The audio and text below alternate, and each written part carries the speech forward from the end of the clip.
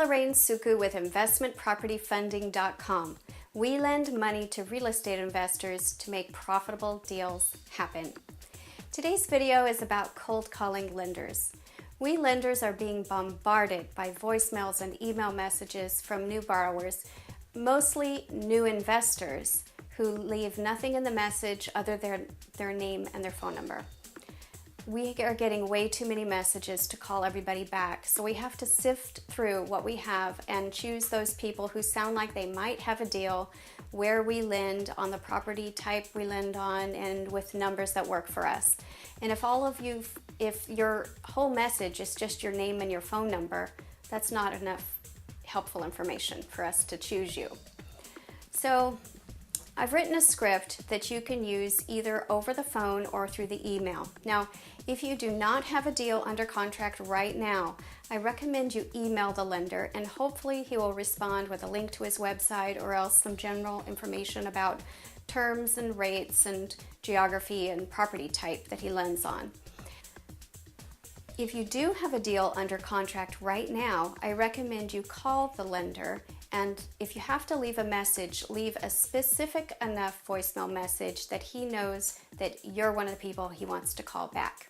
So I've written a script, and here it is. My name is Lorraine Suku, and I'm a real estate investor in the Atlanta, Georgia area. I have a property under contract at 1234 Main Street in Alpharetta. It's a single-family home with 5 bedrooms and 3 bathrooms. Purchase price is $300,000, rehab is $50,000, ARV is $500,000, and I got that ARV through closed comps. I found 3 in the neighborhood with days on market below 60. I'm looking for a loan for $280,000. This is 80% of loan to cost, and it's 56% of loan to value. I have the rest of the funds that I need for the project. I need to close on March 1st. If you can fund this deal, please call me at 678-765-4321, and my name again is Lorraine. That's Laraine. Thank you. Okay, obviously at the end there, I was saying my number slowly, spelling my name slowly, so that he has a chance of understanding the message. Let's talk about the rest. I stated my geography up front and also indicated that I have a property under contract right now. I gave the address and I spoke it slowly and clearly. The reason why is that most lenders will actually research this address and decide whether they want to call you back or not. I said the property type is a single-family home. I gave an indication of the size, 5 bed, 3 bath, and that's because even those lenders who lend on residential real estate, some don't lend on properties that are too small, like a 2-bedroom, 1-bath home, and some don't lend on properties that are too large, like an 8-bed, 10-bath home. So I gave an idea of the size. I could have also added square footage. I gave the numbers in the deal, which is important for obvious reasons. I also indicated how I arrived at that ARV, and I indicated that it's a fast-moving neighborhood because I had found 3 closed comps that sold in under 60 days. I stated directly that I'm looking for a loan for $280,000. I can't tell you how many times I've asked people what loan amount they're applying for, and they say something like, oh, just however much you can lend me. What that communicates to me is not that they're flexible, but that they're clueless and they don't know how this business works. They don't know what they have, they don't know what they need. So state right up front, how much loan are you applying for?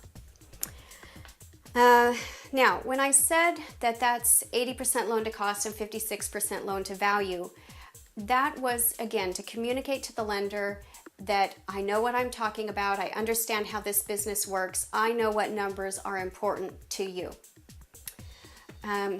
When I said I have the rest of the funds I need for the project, for you as a real estate investor, whether you're using your own money, whether you're getting a gap loan from my company, whether you're borrowing the money from your mother, it doesn't matter, but the lender does need to know that you have the money to complete the project.